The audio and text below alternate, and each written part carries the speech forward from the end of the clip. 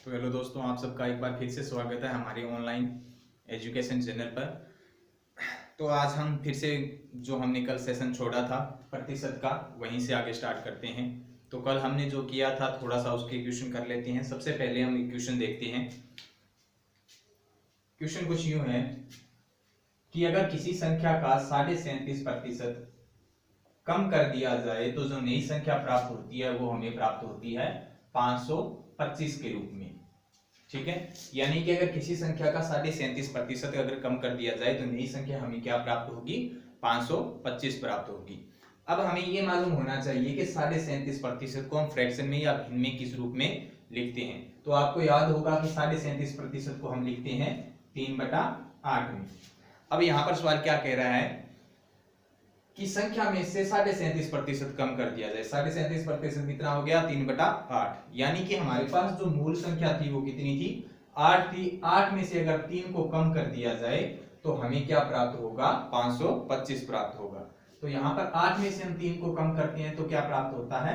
5 प्राप्त होता है। यानी कि 5 यूनिट की वैल्यू हमारे पास कितनी आती है? 525 आती है। ठीक है, तो 1 यूनिट की वैल्यू कितनी आ जाएगी? यहाँ पर 105 हमें प्राप्त हो जाएगी। ठीक है, उसके आगे देखिए, अब हमें मूल संख्या ज्ञात करनी है तो 8 की वैल्यू हमें ज्ञात करनी है। 1 की वैल्यू हमारे पास आ गई है, 105 आ गई है, तो 8 की वैल्यू कितनी आ जाएगी? यहां पर हमारे पास 840 आ जाएगी। ठीक है, इस प्रकार से हम क्वेश्चन करते हैं। चलो देखिए आगे कुछ और क्वेश्चन देखते हैं हम। नेक्स्ट क्वेश्चन ये है, किसी संख्या में से 11 से ही 1/9% घटा देने पर हमें जो मान प्राप्त होता है वो कितना प्राप्त होता है? 1000 के रूप में प्राप्त होता है। ठीक है, अब देखिए 11 से ही 1/9 को हम फ्रैक्शन में किस रूप में लिखते हैं? तो आपको याद होगा हम इसको लिखते हैं 1/9 के रूप में। ठीक है, अब हमें ये क्या कह रहा है कि 11 से ही 1/9% की कमी कर देने पर। कमी करने का मतलब क्या हो गया कि 9 में से 9 का 11 से ही 1/9% घटाने पर, यानी कि 9 में से 1 घटाने पर हमें क्या प्राप्त होगा? 8 प्राप्त होगा। और 8 यूनिट की वैल्यू हमें कितनी दे रखी है? 1000 दे रखी है। ठीक है, अगर 8 यूनिट की वैल्यू 1000 है तो 1 यूनिट की वैल्यू कितनी आ जाएगी? 1000/8 हम कर देते हैं। इस प्रकार से हमारे पास वैल्यू कितनी आ जाएगी? 125 प्राप्त हो जाएगी। ठीक है, अगर 8 यूनिट की वैल्यू हमारे पास 1000 दे रखी थी तो 1 यूनिट की वैल्यू हमारे पास कितनी आ गई? 125 आ गई। और हमारा मूल मान कितना था? 9 था। ठीक है, तो 9 यूनिट की वैल्यू कितनी आ जाएगी? 9 गुणा 125, तो कुल मिलाकर क्या आ जाएगा? 1125 इसका क्या आ जाएगा? आंसर आ जाएगा। ठीक है, इस प्रकार से हम क्वेश्चन कर सकते हैं। चलिए एक क्वेश्चन और देखते हैं। अगला क्वेश्चन क्या है, किसी संख्या में 16 जोड़ देने पर 16 जोड़ देने पर उस संख्या में 4 से ही 1/6% की क्या हो जाती है? वृद्धि हो जाती है। ठीक है, यानी कि किसी संख्या में 16 जोड़ देने पर उस संख्या में 4 से ही 1/6% की क्या हो जाती है? वृद्धि हो जाती है। तो अब देखिए, हमें देखना है कि 4 से ही 1/6% को हम फ्रैक्शन में किस प्रकार लिखते हैं। कल हमने जिस प्रकार से क्वेश्चन किए थे आपको याद होगा कि 4 से ही 1/6% की फ्रैक्शन वैल्यू कितनी होती है? 1/24 होती है। ठीक है, यानी ये क्या कह रहा है कि 4 में अगर 1 यूनिट जोड़ दी जाए, 1 यूनिट की वैल्यू हमें कितनी दे रखी है? 16 दे रखी है। ठीक है, 4 में अगर 1 यूनिट जोड़ दिया, 24 में अगर 1 यूनिट बढ़ा दी जाए, या फिर हम कह सकते हैं कि 4 से ही 1/6% की वृद्धि कर दी जाए। दोनों एक ही बात है, क्योंकि 24 की 1 यूनिट की वैल्यू कितनी होती है? 4 से ही 1/6% होती है। तो हमारे पास वैल्यू आ गई है, 1 यूनिट की वैल्यू बराबर कितनी आ गई? 16 आ गई। तो 24 यूनिट की वैल्यू कितनी हो जाएगी?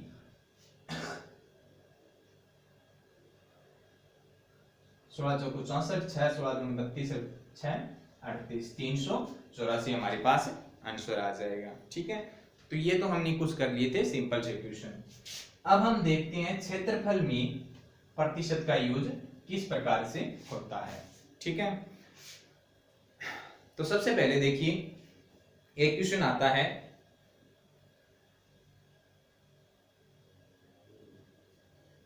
जैसे मान लीजिए कोई आयत है, आयत की अगर लंबाई में 25% की वृद्धि कर दी जाती है, 25% की क्या कर दी गई, वृद्धि कर दी गई। ठीक है, और चौड़ाई में क्या कर दिया गया, चौड़ाई में 16 से ही 2/3% की क्या कर दी गई, कमी कर दी गई। ठीक है, यदि लंबाई में 25% की वृद्धि कर दी जाती है और चौड़ाई में 16 से ही 2/3% की क्या कर दी जाती है, कमी कर दी जाती है, तो आयत के क्षेत्रफल पर क्या प्रभाव पड़ेगा। ठीक है, इस प्रकार से ये क्वेश्चन है। जब भी हम क्षेत्रफल ज्ञात करते हैं तो हमें पता होना चाहिए कि हम क्षेत्रफल निकालते कैसे हैं। अगर हम बात करें आयत के क्षेत्रफल की, आयत का क्षेत्रफल, तो आयत के क्षेत्रफल का फॉर्मूला क्या होता है, लंबाई गुणा चौड़ाई होता है। ठीक है, लंबाई गुणा चौड़ाई आ जाता है। अब हमें देखना है, अब हम करते हैं परसेंटेज को फ्रैक्शन वैल्यू से। अब देखिए यहां पर हमें सबसे पहले कहा जा रहा है कि लंबाई में 25% की वृद्धि कर दी जाती है, तो सबसे पहले हमें पता होना चाहिए कि 25% को हम किस प्रकार से फ्रैक्शन में लिखते हैं। ध्यान रखिए, आपको याद होगा कि 25% को हम लिखते हैं 1/4 के रूप में। ठीक है, अब ये क्या कह रहा है कि लंबाई में 25% की वृद्धि कर दी जाती है, यानी कि पहले लंबाई 4 थी तो उसमें 1 की वृद्धि कर लंबाई कितनी होगी, 5 हो गई। तो लंबाई पहले थी 4, अब कितनी हो गई, 5 हो गई है। ठीक है, बाद में क्या कहता है कि चौड़ाई में 16 से ही 2/3% की क्या कर देता है, कमी कर देता है। ठीक है, अब यहां पर देखिए कि 16 से ही 2/3 को हम फ्रैक्शन में किस प्रकार से लिख सकते हैं, 16 से ही 2/3 को हम लिख सकते हैं 1/6 के रूप में। समझ आया। ठीक है, उसके बाद देखिए कि हमारे पास पहले चौड़ाई कितनी थी, 6 थी, अब इसमें 1 की कमी कर दी है, 6 में से 1 की कमी कर दी तो चौड़ाई अब कितनी हो गई, 5 हो गई है। ठीक है, अब देखिए यहां पर क्वेश्चन करते हैं हम, अब हमारे पास सारी वैल्यू आ गई है, अब हम इसका क्षेत्रफल निकाल सकते हैं। तो आयत का क्षेत्रफल क्या होता है, लंबाई गुणा चौड़ाई होता है। तो जो हमारे पास पुरानी जो वैल्यू दी हुई थी आयत की, उसके हिसाब से क्षेत्रफल निकालते हैं, कितना आ जाएगा, 6 चौका 24 आ जाएगा। ठीक है, अब जो नई वैल्यू आई है जिसमें लंबाई में 25% की वृद्धि कर दी गई और चौड़ाई में भी 16 से ही 2/3% की कमी कर दी गई है, तो इस प्रकार से इसका क्षेत्रफल कितना आ जाएगा, 25 आ जाएगा। 5 गुणा 5 बराबर 25 आ जाएगा। ठीक है, अब हमें पूछा क्या गया है कि आयत के क्षेत्रफल में कितने प्रतिशत की कमी या वृद्धि हुई है, इस पर क्या प्रभाव पड़ा है। तो देखिए हमारे पास पहले आयत का क्षेत्रफल कितना था, 24 था, अब कितना हो गया, 25 हो गया। कितनी वृद्धि हो गई, 1 की वृद्धि हो गई है। ठीक है, अब देखिए हमारे पास वृद्धि हो गई है कितने की, 1 पर, 1 की हो गई है। वृद्धि हुई किस पर है, जो पुराना क्षेत्रफल था उस पर हुई है। ठीक है, तो 1/24, 1/24 अगर आपको याद है तो इसका आंसर कितना आता है, 4 से ही 1/6% आता है। ठीक है, इस प्रकार से हम इसका क्वेश्चन कर सकते हैं। क्लियर है। अब देखिए आज से संबंधित क्वेश्चन हम इस प्रकार से कर सकते हैं। अगर मान लीजिए हमारे पास क्वेश्चन आता है वर्ग से रिलेटेड, वर्ग का क्षेत्रफल में परिवर्तन देखना हो हमें, तो हम उसे किस प्रकार से करेंगे। जैसे कि मान लीजिए क्वेश्चन आ जाता है हमारे पास कि वर्ग की एक भुजा में, वर्ग की भुजा में 40% की वृद्धि कर देने पर, 40% की वृद्धि कर देने पर इसके क्षेत्रफल पर क्या प्रभाव पड़ेगा। ठीक है, तो अब देखिए वर्ग की भुजा में 40% की वृद्धि हम कर रहे हैं, क्षेत्रफल पर क्या प्रभाव पड़ेगा। आपको पता होना चाहिए कि वर्ग का जो क्षेत्रफल होता है उसका फॉर्मूला क्या होता है, तो वर्ग के क्षेत्रफल का फॉर्मूला होता है भुजा स्क्वायर, भुजा का वर्ग होता है। ठीक है, अब हमें देखना है कि 40% को हम देखें तो फ्रैक्शन वैल्यू में किस प्रकार लिखते हैं, तो ध्यान रखिएगा हम 20% को लिखते हैं 1/5 के रूप में, और 40% को हम किस रूप में लिखेंगे, 2/5 में लिखेंगे।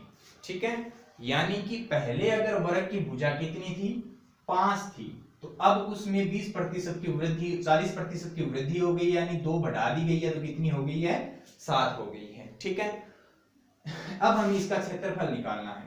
पहले भुजा 5 थी, क्षेत्रफल निकालेंगे तो भुजा का हमें करना होगा वर्ग, और हमारे पास क्षेत्रफल आ जाएगा कितना, 25 आ जाएगा। ठीक है, अब नई भुजा हमारे पास आ गई है 7, इसका अगर हम करते हैं वर्ग तो हमारे पास क्षेत्रफल कितना आ जाएगा, 49 आ जाएगा। ओके, अब देखिए इसमें परिवर्तन कितना हो गया, परिवर्तन हो गया इसमें 24 का, और 24 का परिवर्तन हुआ किस पर है, तो 24 का परिवर्तन हुआ है 25 पर। अगर हमें इसको प्रतिशत में ज्ञात करना है तो गुणा क्या कर देंगे, 100 कर देंगे। ठीक है, काटते हैं इसको, 25 चौका 100, 24 चौका 96, तो हमारे पास क्या आ रहा है, 96% की वृद्धि आ रही है, यानी कि वर्ग के क्षेत्रफल में कितनी वृद्धि हो जाएगी, 96% की वृद्धि हो जाएगी। ठीक है, इस प्रकार से हम वर्ग के क्षेत्रफल में भी प्रतिशत का यूज कर सकते हैं।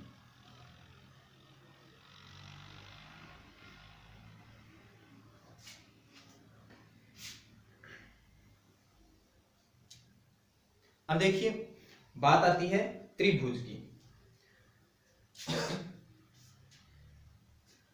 अगर मान लीजिए क्वेश्चन आ जाता है कि किसी त्रिभुज की त्रिज्या में 20% की वृद्धि कर दी जाए, 20% की वृद्धि कर दी जाए तो क्षेत्रफल पर क्या प्रभाव पड़ेगा, या क्षेत्रफल में कितने प्रतिशत की वृद्धि होगी। ठीक है, तो अब देखिए यहां पर क्या करते हैं, सबसे पहले हमें पता होना चाहिए कि जो वृत्त की बात करते हैं, हम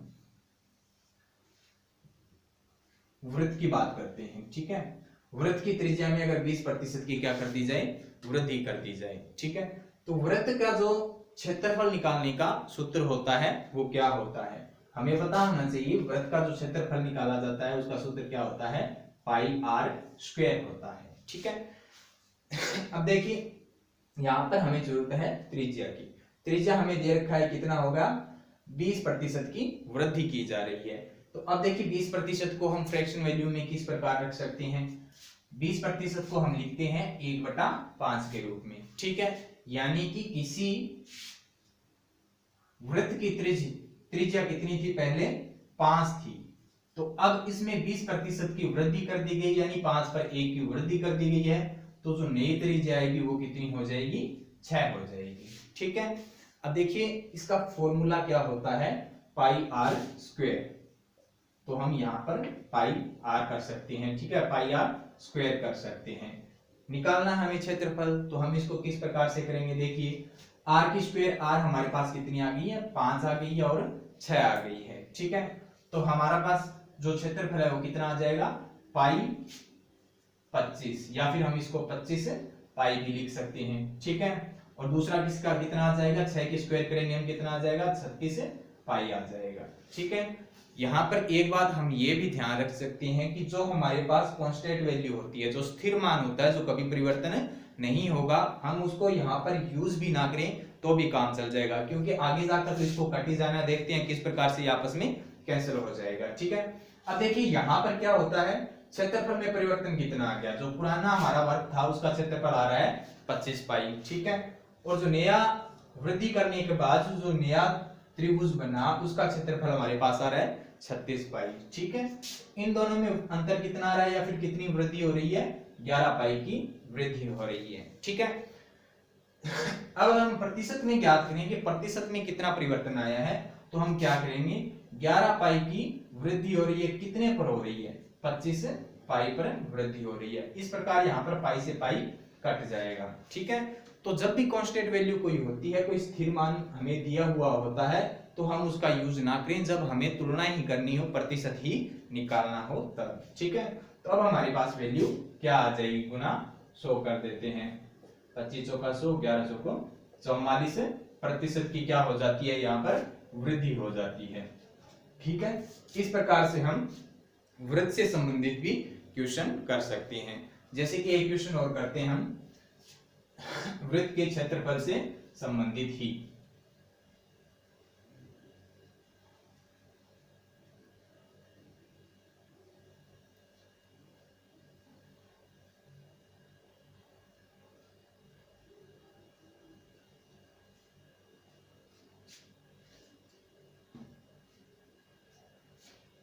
जैसे कि मान लीजिए क्वेश्चन आ जाता है कि किसी वृत्त की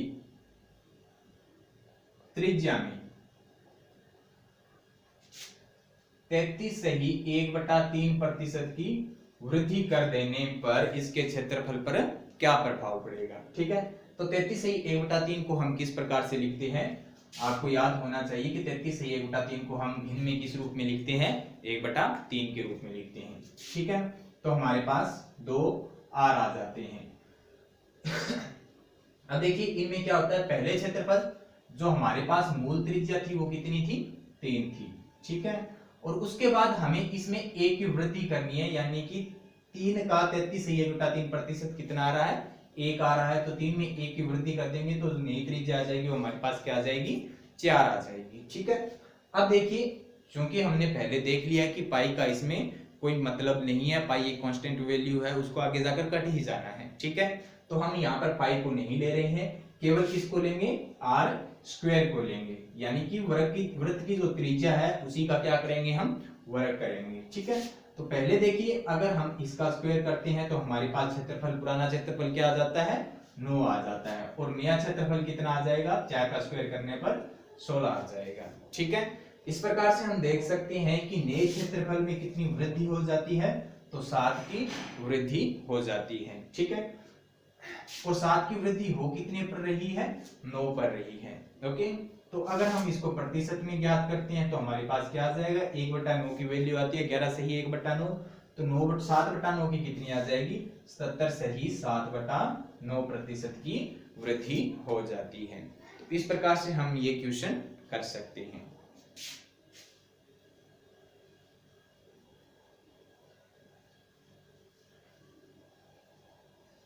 अब एक नया क्वेश्चन हम करते हैं।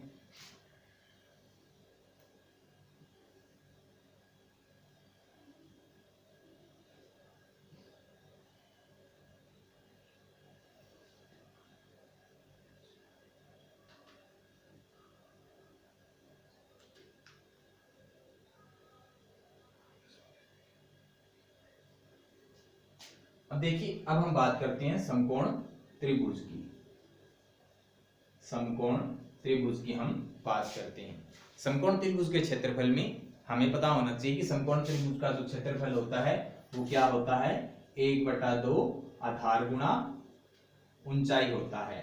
ठीक है, तो हमें इसमें क्या चाहिए, 2 चीजें चाहिए, एक तो चाहिए हमें आधार और दूसरा क्या चाहिए, ऊंचाई चाहिए। ठीक है, तो क्वेश्चन कुछ इस प्रकार से है कि अगर समकोण त्रिभुज के आधार में 10% की क्या कर दी जाए, वृद्धि कर दी जाए। ठीक है, आधार में 10% की वृद्धि कर दी जाए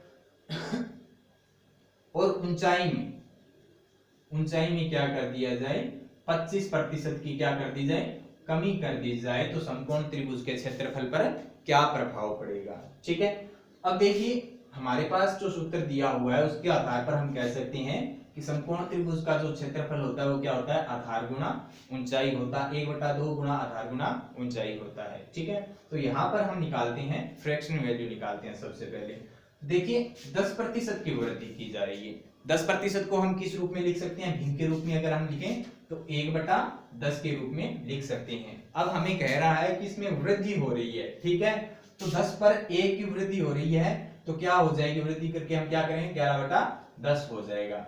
यानी कि अगर हम किसी समकोण त्रिभुज का पहले आधार हम मानते हैं कि 10 था तो अब बढ़कर कितना हो जाएगा, 11 हो जाएगा। ठीक है, और दूसरी बात हम कर लेते हैं ऊंचाई की। ऊंचाई में 25% की क्या हो रही है, कमी हो रही है। ठीक है, तो 25% को हम भिन्न रूप में कैसे लिखते हैं, 1/4 के रूप में लिखते हैं। ठीक है, अब देखिए इसमें क्या हो रहा है, कमी हो रही है, यानी कि 4 में से 1 की कमी हो रही है। पहले अगर ऊंचाई 4 थी तो अब कितनी हो जाएगी, 3 हो जाएगी। ठीक है, अब देखिए हम इसका क्षेत्रफल निकालते हैं। पिछले क्वेश्चन में मैंने कहा था कि जो कांस्टेंट वैल्यू है, जो स्थिर मान है, उसको हमें यूज करने की कोई आवश्यकता नहीं है। तो यहाँ पर 1/2 दोनों में आ रहा है, तो इसको हमें यूज करने की आवश्यकता नहीं है। ठीक है, तो इसका हम जब क्षेत्रफल निकालते हैं तो क्या हो जाएगा, आधार गुना ऊंचाई हो जाएगा। तो पुराना जो समकोण त्रिभुज था उसका क्षेत्रफल कितना आ जाएगा, 40 आ जाएगा, और जो नया बनेगा उसका कितना आ जाएगा, 33 आ जाएगा। ठीक है, अब हम इसमें देखते हैं कि परिवर्तन कितना हुआ। परिवर्तन कितना हुआ, 7 की क्या हो रही है, कमी हो रही है। ठीक है, 40 से घटकर कितना हो गया है, 33 हो गया है। अब हमें पता है कि 7 की कमी हो रही है, और कितने पर कमी हो रही है, 40 पर कमी हो रही है। ठीक है, तो इसका परसेंटेज वैल्यू कितनी आ जाएगी।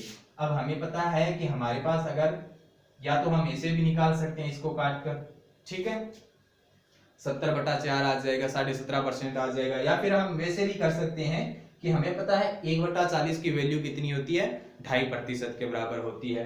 तो 7 गुना उसका अगर हम कर देंगे तो कितना आ जाएगा, 17.5% आ जाएगा। 17.5% की इसमें क्या हो जाएगी, कमी हो जाएगी। ठीक है, तो आज के लिए बस इतना ही दोस्तों।